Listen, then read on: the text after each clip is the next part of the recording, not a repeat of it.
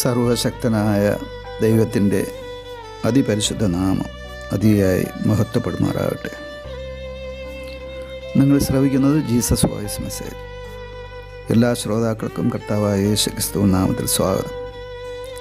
അല്പസമയ ധ്യാനത്തിന് ഒരു ചെറിയ വേദഭാഗം വായിക്കുന്നു. വിശുദ്ധ മർക്കോസ് എഴുതിയ സുവിശേഷം അധ്യായം 10 47 മുതൽ 49 വരെ. നസറേയനായ യേശു എന്ന് കേട്ടിട്ട് അവൻ ദാവീദ് പുത്ര യേശുവെ, എന്നോട് കരുണ തോന്നണമേ എന്ന് നിലവിളിച്ചു തുടങ്ങി.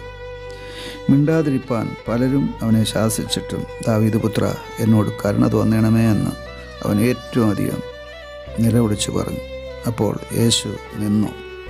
കർത്താവിൽ പ്രിയരെ, നാം വായിച്ചു കേട്ട വിശുദ്ധ മർക്കോസ് എഴുതിയ സുവിശേഷം 10-ാം അധ്യായം 46 മുതൽ 52 വരെയുള്ള വേദഭാഗങ്ങൾ, അതിൽ 47 മുതൽ 49 വരെയാണ് നാം വായിച്ചു കേട്ടത്.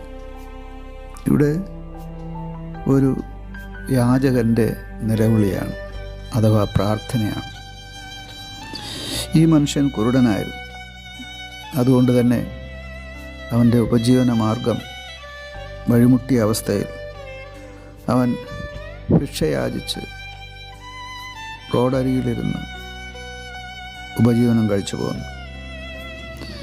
അങ്ങനെ ഇരിക്കുമ്പോഴാണ് ഒരു വലിയ പുരുഷാരം കടന്നു പോകുന്ന ശബ്ദം അവൻ കേൾക്കുവാനിടയായത്. അവൻ ആരോടോ എന്താണ് ഈ ശബ്ദമെന്ന് ചോദിക്കുവാനിടയായി.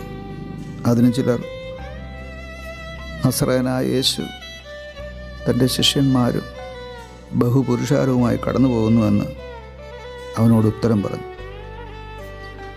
ആ സമയം അവൻ പ്രാർത്ഥന ആരംഭിക്കുകയാണ്. അവൻ്റെ പ്രാർത്ഥനയാണ് നാം വായിച്ചു കേട്ടത്.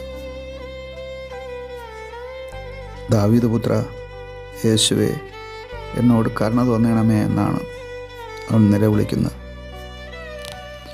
മനുഷ്യന് അത്യന്താപേക്ഷിതമായിരിക്കുന്ന ഒരു നന്മയാണ് ദൈവത്തിൻ്റെ കരുണ, അഥവാ ദൈവത്തിൻ്റെ കൃപ, ദൈവത്തിൻ്റെ ദയ. ഇത് മനുഷ്യനെ ധന്യകരമായ, ആശീർവാദകരമായ ജീവിതമായി മാറ്റപ്പെടുന്നു. ദൈവത്തിൻ്റെ കരുണ നിമിത്തം പാപങ്ങൾ ക്ഷമിക്കപ്പെടുന്നു. ദൈവത്തിൻ്റെ കരുണ നിമിത്തം രോഗശാന്തി ലഭിക്കുന്നു. ദൈവത്തിൻ്റെ കരുണ നിമിത്തം ജീവിതയാത്രയിലെ പ്രതിസന്ധികൾ നീക്കപ്പെടുന്നു. ദൈവത്തിൻ്റെ കരുണ നിമിത്തം നിത്യജീവൻ, ഇതെല്ലാം നമുക്ക് ലഭ്യമാകുന്നത് ദൈവത്തിൻ്റെ കരുണയാലാണ്.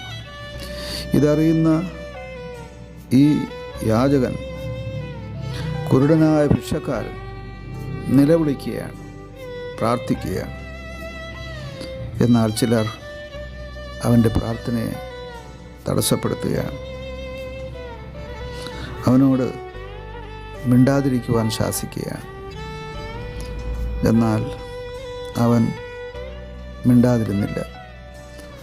അവനറിയാം ആ സമയം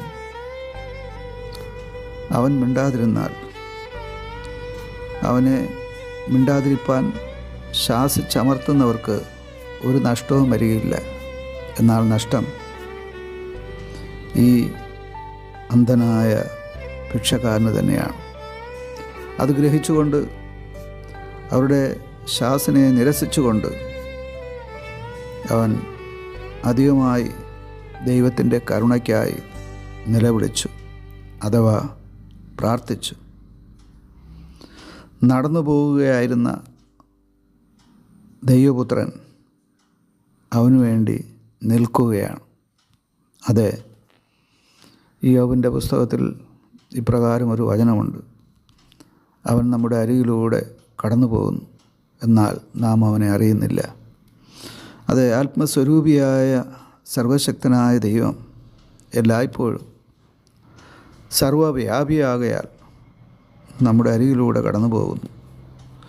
എന്നാൽ നിലവിളിക്ക് അഥവാ പ്രാർത്ഥനയ്ക്ക് അവിടുന്ന് ചെവി കൊടുക്കുന്ന ദൈവമാണ്.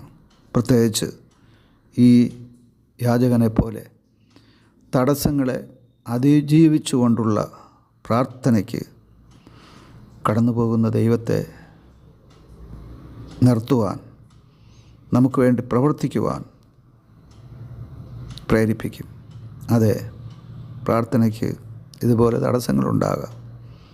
അതിജീവിച്ച് പ്രാർത്ഥിച്ച് നന്മകളെ പ്രാപിക്കാം. ആമേൻ.